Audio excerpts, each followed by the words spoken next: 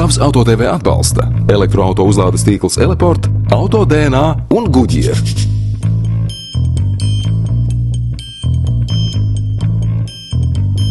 Šodien Tavs Auto TV runāsim par lietota auto iegādi. Un šis stāsts būs no klienta skatpunkta.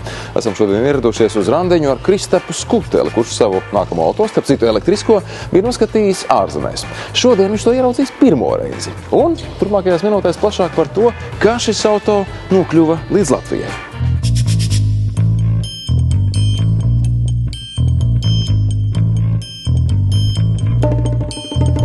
Klausies, sajūt pusminūtīt pirms satikšanās ar savējo. Patiesais. Šis ir patiesais skats, mēs neesam iestudējuši.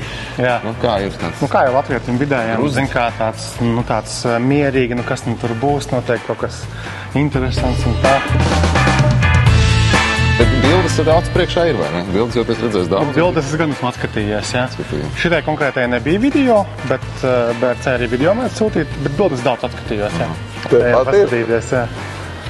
Nu, izskatās tā kā bildēs, jā. Pārsteiguma moments īpaši liels nav, jā? Nu, tā kā tā bildēs izskatījās, jā. Es domāju, ko tu vairāk skaties? Tu skaties vairāk, vai nav kaut kāda negaidīta? Es paskatījos, vai nav kaut kādi skrāpējumi, jo, zin kā, sludinājumā jau tik detalizēti un perfekti jau nav. Nu, normāli. Viss tā kā aptuveni izskatījās arī. Kādas mugurē? Nu, paskaties. Pat stūra ir, jau, labais. Jā. Nopirkt jaunu mašīnu nav nekāda baigā māka, bet no otras puses tas arī nav visiem, un ne tuvu visiem nav pieejams. Un tad man tā radās ideja paskatīties, ko mēs vispār varam dabūt lietoto elektroauto jomā, un tad es sāku skatīties, pa budžetiem, jā. Un reāli šis ap 15 000 eiro ir budžets, kurā var sākt meklēt mašīnas, elektromašīnas lietotas, kas spēj nobraukt, ap līdz tusku virs 200 kilometriem, jā. Un tad jau tālāk, protams, kāda mašīna, tad man arī bija pamatīgas saraksts, ko vispār var iegādāties. Tur ir vismaz 10 modeļi, ko tu vari nopirkt šajā cenu kategorijā, bet es izvēlējos tomēr šo te Hyundai Ioniq pirmās paudzes vairāk iemeslu dēļ. Super efektīva mašīna, it kā maziņš akumulatoriņš, bet tomēr viņa var efektīvi braukt. Otra lieta ir tāda, ka man ir šādas pašas paudzes Hyundai Ioniq, diezgan līdzīgā krāsā, bet hibrīds. Tātad es zinu šo mašīnu kā tādu. Es zinu, kas ir vājās vietas, es zinu, kā viņa brauc, kā viņa uzvedas. Protams, ka Latvijā šis tas ir, bet Latvijā ir tipiski daži tūkstoši virs tām cenām, kas ir mobilē. Es nekad nevienu mašīnu līdz šim nebiju pircis mobilē, vienkārši tā nebija sagadījies, un es visu laiku arī tā skeptiski raudzījos, ko nu tur atradīs no tām ārzemēm. Bet šoreiz arī tāda eksperimenta pēc, es gribēju pamēģināt, kā tas ir, nopirkt mašīnu tur Vācijā, Nīderlandē. Šī konkrētā no Nīderlandes atbrauca. Protams, ka pašam krāmēties it kā jau arī var, bet man neskaidrā daļa bija tiešām visa tā dokumentācija, kur kādi papīri tā, lai tur neapčakarē tevi tur tas vācietis vai turks vai kas tur tajā galā ir.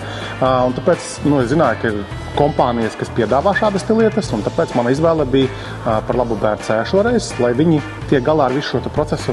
Es viņam tikai pateicu, budžets tāds un šitāds, aptuveni šitādas mašīnas meklējam, un tad jau kopā mēs no šī mēneša laikā tikām līdz šai mašīnai. Jau pašā sākumā bija skaidrs, ka cilvēki ieinteresēti un grib palīdzēt arī tādā ziņā, ka gan tur noskaidro visu par to mašīnu iespēju robežās, gan tur palūdz tā dīlera pārdevēja izteigā nofilmē vai sabildē to mašīnu apkārt. Tur tā iesaiste bija diezgan liela, un plus arī kaut kādi, redzams, ka cilvēks ne pirmo dienu tirgotās mašīnas pievēršam uzmanību šitai lietai, pievēršam uzmanību tādai lietai. Tā kā tas viss tālāk. Un, protams, ka pēc tam tā sarežģītā lieta bija visa tie papīri un tās mašīnas atgādāšana. Tā kā tur cepurinos tas notika ātri, jo es esmu dzirdējis arī paralēli tagad, piemēram, valsts atbalsta iegūšanai. Tur ir normāls jaunpadracis jāaiziet. Ja es pats ar pirmo reizi to darītu, tad gan jau, ka tur gribētos pakārties kaut kādos 5 brīžos, gan jau, bet šeit viss notika ātri. Reāli tikai atsūt dokumentus, parakstam vienreiz, parakstam otrais, viss brauc savāk mašīnu.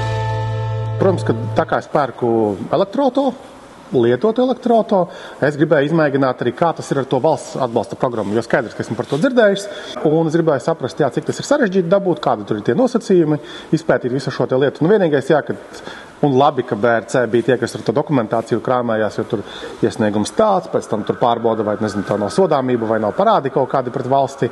Tad kā to viņi visi nokārtoja. Tikai palūdza, atsūtīt šito, atsūtīt to, un nebija jāiet cauri. Sanāk, ka pa tiem 2000 ar kaut ko mēs nosedzam smuki līzinga noformēšanas jautājumus, mēs nosedzam visus BRC pakalpojumus un attransportēšanas pakalpojumus, un vēl bišķiņ pat pāri, tā kā sanāk, no tās summas noņemas nost.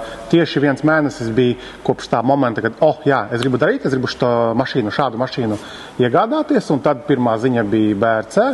Un tad tur meklējam, skatāmies, un tas viss kopumā līdz šim brīdim, līdz mašīnas savākšanai, ir aptuveni mēnesis.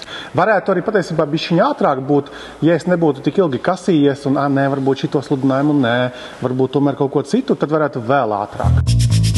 Tad galvenais vispār mērķis visam šim te jampatrecim man bija pārbaudīt beidzot savas ādas, lai es pēc tam varētu gudri internetā izrunāties. Kā tad ir eksploatēt ikdienā Latvijas apstākļos lietotu elektroautonu šajā attiecīgajā budžetā. Manā gadījumā mana pamata pārvietošanās tomēr ir par Rīgu lielāko daļu laika, bet, protams, ka ģimene sagaida, ka dažkārt mēs arī izbraucam kaut kur tālāk. Ģimene patiesībā ir sievas personā visneapmierinātākā ar šīm te jaunajām izmaiņām, jo kā tagad te būs, mēs nevarēsim vienā rāvienā aizbraukt līdz Rēzeknei vai līdz Liepājai kaut kādai. Man atkal liekas, ka baigā problēma nebūs. To pusstundu pabakstīsies telefonā, un tad jau galā nonāks tālāki ceļojumi, un tur gan būs jādomā. Lai gan eksperimentālā kārtā noteikti pabraukāsim pat pa Baltiju, tā kā ir tie lādētāji. Tikai būs jāpameklē viņi un jāmēģina palādēties. Redz kā, viss ir iespējams, atliek tikai sapņot un, protams, rīkoties, lai sapņi īstenotos.